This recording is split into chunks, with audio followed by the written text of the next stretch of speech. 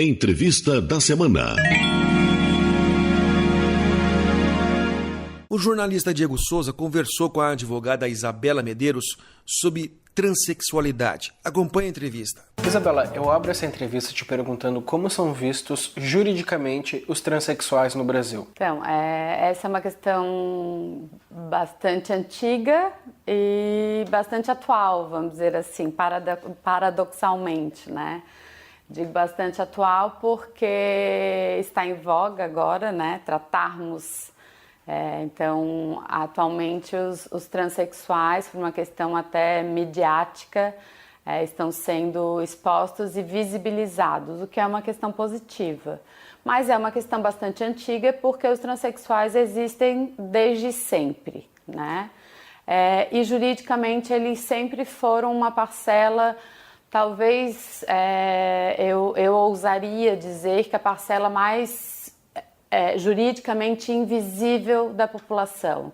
Então, dentro da população chamada LGBT ou LGBTI, dentro dessa parcela, talvez as pessoas trans sejam as pessoas mais invisíveis, tanto que talvez a maior parte da população brasileira só tenha tido conhecimento da existência dessas pessoas agora que a televisão ou que a grande mídia começou a falar sobre elas. Então, o que eu posso dizer é que juridicamente é uma parcela à margem do direito. E quais são os impactos jurídicos nas questões cíveis e criminais? Então, quando eu falo em invisibilidade, eu digo que não há... o fato de elas serem invisíveis não quer dizer que não há direito para elas. Muito se luta em favor delas, em favor das pessoas trans.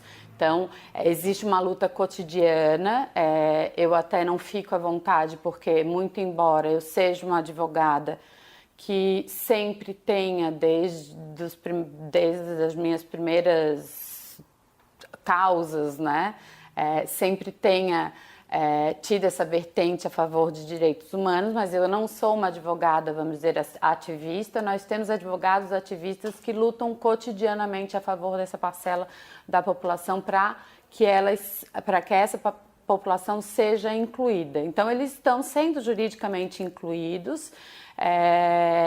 Então já há ganhos bastante significativos, eu digo assim. Ainda estamos muito distantes de haver uma igualdade de tratamento, e isso traz consequências jurídicas bastante sérias. Em termos criminais, eu acho que a questão mais séria é o cárcere mesmo, né? Ainda se discute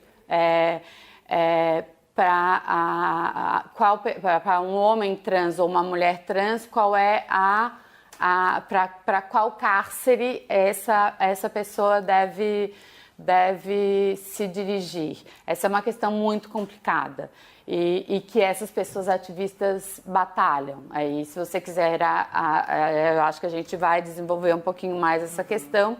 Essa é uma questão de autorreferência, né? A pessoa trans, ela deve ser, e essa daí é a minha opinião, mas é uma opinião baseada e embasada juridicamente e constitucionalmente em princípios que são primordiais e que eles devem ser atendidos em primeiro lugar. Então, a pessoa trans, ela se autorreferencia. Então, um homem trans, ao meu ver, tem que ir para uma cadeia masculina e uma mulher trans tem que ir para uma cadeia feminina.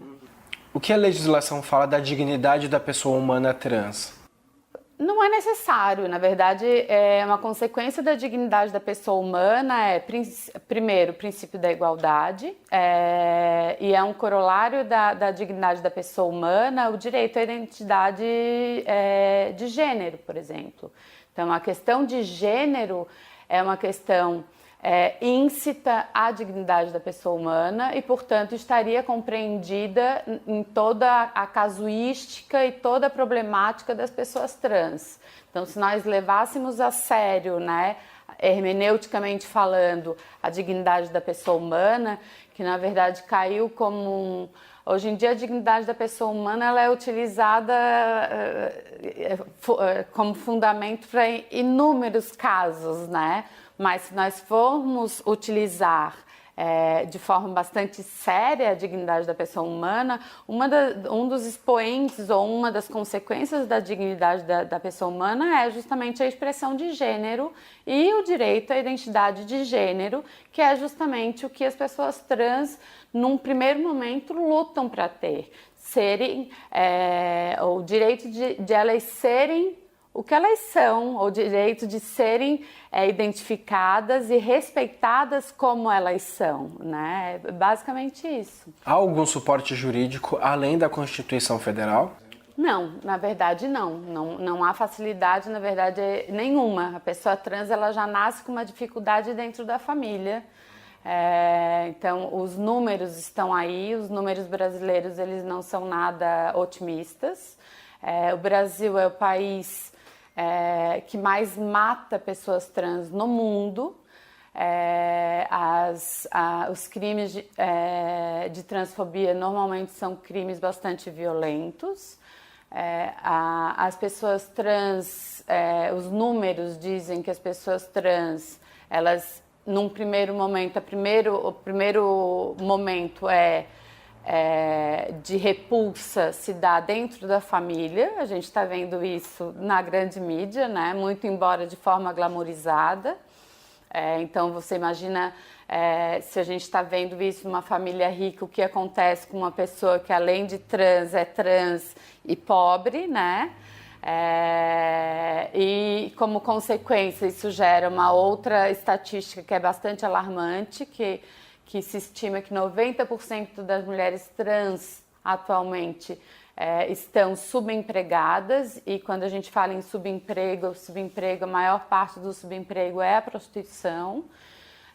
Então, o que a gente vê é um cenário bastante triste e bastante alarmante, por isso mesmo acho que o direito tem que trazer essa temática para dentro, né, das questões jurídicas. Por quê? Porque a retificação e a identidade dentro da questão da dignidade da pessoa humana, talvez o direito à identidade, e aí a identidade a gente está falando ao nome, a ser tratado pelo nome com o qual ela se identifica, seja primordial. Porque uma pessoa que se vê mulher, mas que tem uma identidade de homem, por exemplo, ou uma pessoa que se vê homem e que tem uma identidade de mulher, sofre tanto preconceito ao expor essa carteira de identidade ou expor essa identificação, que ela acaba ficando reclusa em casa. E aí as estatísticas mostram as tentativas de suicídio ou os suicídios, as profundas depressões que levam aos suicídios. Então essa é uma questão que não é simplesmente uma retificação qualquer, é uma retificação que permite que essa pessoa tenha o direito de viver. Então é uma consequência muito mais séria, muito mais complexa do que nós podemos imaginar. Como essa questão é tratada no mundo? Tem alguns países que estão mais à frente que o Brasil? Olha, o Brasil ainda está engatinhando, mas nós temos, por exemplo, a Argentina tem uma legislação bastante moderna em relação aos transexuais. A questão da retificação, por exemplo, é uma questão absolutamente facilitada. Temos países vizinhos que também funcionam da mesma forma.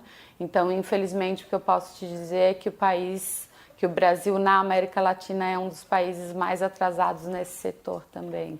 Na sua opinião, quais são os quesitos urgentes que o Brasil precisaria avançar? O mais urgente nós temos questões pendentes de julgamento, né? Questões bastante importantes. Acho que o STJ hoje em dia está mais avançado do que o STF na questão do reconhecimento, a retificação do registro civil, independente da cirurgia de transgenitalização, que essa também é uma questão bastante polêmica e que exige estudo, basicamente estudo. A pessoa trans ou transexual, ou a transexualidade independe de cirurgia, é uma questão de autorreferência, de autoidentidade. A pessoa se autoidentifica e, portanto, ela deve ser respeitada independente de qualquer cirurgia que envolve uma mutilação e que, portanto, você não pode exigir que uma pessoa se submeta a uma cirurgia para que possa fazer uma retificação de registro civil. Então, o STJ já reconhece esse direito, assim, de forma bastante reiterada. Inclusive, tem uma decisão bastante recente de maio que tem servido como precedentes bastante corriqueiros para os nossos pedidos, e juízes de primeiro grau, inclusive de Santa Catarina, tem recebido com bastante simpatia o pedido. O STF tem uma causa pendente a respeito disso. A questão da questão cível que você havia me perguntado anteriormente, as consequências cíveis, então, nós temos uma questão, inclusive, oriunda do Tribunal de Justiça de Santa Catarina, que está no STF, que diz respeito ao uso do banheiro público, que também é uma questão bastante polêmica, né? E que atualmente, e que inclusive foi uma sustentação oral que eu tive o prazer de fazer, porque é uma causa que é de uma cliente minha, e que atualmente a tese é uma tese muito ampla e que, se resolvida, talvez a gente consiga avançar bastante nessa seara, porque a tese formada no STF, que ainda está pendente de julgamento, é a respeito do direito de o transexual ou de a transexual ser tratada pelo gênero com a qual ela se identifica, ela ou ele se identifica, ou seja, amplia basicamente todo o tratamento. Então, se eu me identifico como um homem, eu devo ser tratada como um homem. Se eu me identifico como mulher, eu devo ser tratada como mulher. Se eu circulo entre esses dois gêneros, porque isso também existe, eu devo ser respeitado. Na verdade, eu sempre falo, quando dou entrevista a respeito desse assunto, que tudo isso, tudo que a gente está falando, se resume em uma única palavra: o respeito à diversidade. Lógico, eu não estou aqui incitando que transexuais possam cometer crimes ou possam infringir ou violar a sua intimidade, a sua autonomia. Não é isso. Mas eles têm o direito de viver da maneira que eles se entendem e se identificam. É isso, é basicamente isso.